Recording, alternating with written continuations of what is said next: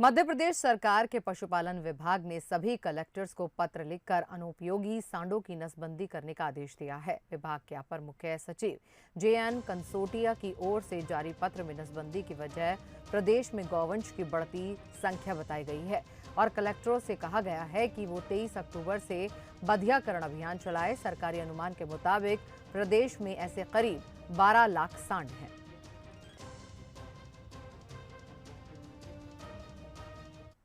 मैंने आदेश देखा नहीं है, पर अगर सांसद जी ने कहा है तो उसको देख लेंगे। क्या है, मैंने अभी आदेश देखा नहीं है। पशुपालन विभाग के आदेश पर अब सांसद प्रज्ञा ठाकुर भी बोली हैं। सांडों की नसबंदी वाले आदेश से आहत हुई हूं, ये कहना है प्रज्ञा ठाकुर का। ऐसे में उन्होंने ये भी कहा कि ऐसे आदेश गौवंश को खत्म करने वाले हैं। आदेश पर तत्काल रोक लगनी चाहिए, ये कहना है प्रज्ञा ठाकुर का। इसके अलावा उन्होंने कहा कि आदेश निकालने में कहीं तो चूक हुई है। CM और पशुपालन मंत्री से मामले को लेकर उन्होंने बात भी की है।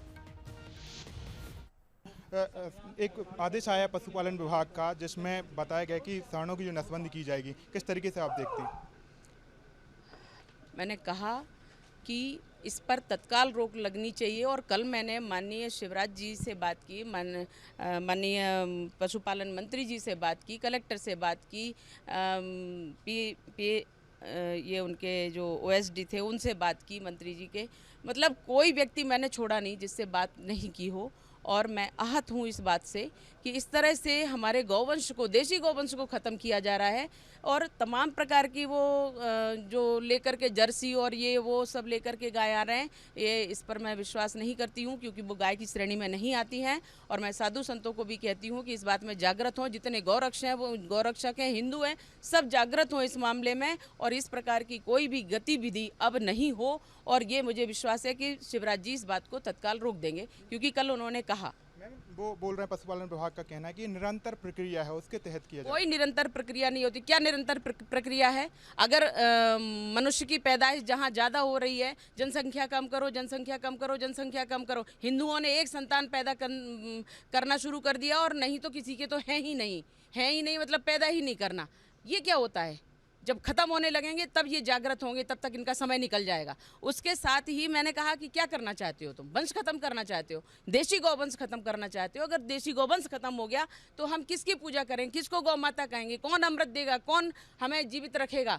अगर धरती से देशी गौवंश खत्म हो गया तो धरती नष्ट हो जाएगी। सरकार में फैसला लिया गया, कहाँ चूक हो गई? आपको क्या लगता है, कहाँ चूक हो गई? मुझे लगता है कहीं तो चूक हुई है क्योंकि माननीय शिवराज जी की सरकार 15 वर्ष पिछली रह चुके हैं, अभी उनको 2 वर्ष हो रहे हैं। कभी शिवराज जी ने काफ़ी काम किए हैं गौवंश पे, एक विभाग ही बना दिया है। वो इस प्रकार से करेंगे ऐसा मुझे नहीं लगता, परंतु कहीं तो चूक हुई है कि इस प्रकार के आदेश जो पुराने चले आ रहे हैं, कांग्रेस के समय से चले आ रहे हैं, 50 वर्षों से चले आ रहे हैं, बता रहे हैं ये, और तो उन पर संज्ञान नहीं लिया गया या ध्यान नहीं किया गया। कुछ तो कहीं चूक हुई है, परंतु भाजपा सरकार ऐसा कभी नहीं करती और अगर किया है तो मैंने उसको संज्ञान में लिया है और मैंने उनको कहा है निश्चित रूप से इस पर रोक लगेगी और मैं इसके लिए बराबर सचेत करती रहूँगी। रोक नहीं लगी तो शादी में हम क्या करेंगे आगे? नहीं लगी, हमें विश्वास ही नहीं है कि नहीं लगेगी। अगर नहीं लगेगी उस समय हमारा क्या कदम रहेगा परिस्थिति बताएगी। जितने आदेश निकाला क्या उस पर कार्रवाई की कोई मांग? बिल्कुल, ये आदेश निकलना ही नहीं चाहिए। तो ये थे साध्वी प्रज्ञा, भोपाल सांसद, जिनका कहना है कि जिस तरीके का आदेश आया है उसको वापस लेने के लिए वो CM शिवराज सिंह चौहान से लेकर पशुपालन मंत्री से बात करेंगी। पर्सन भरत बुंदेला के साथ आकर शर्मा, बंसल न्यूज।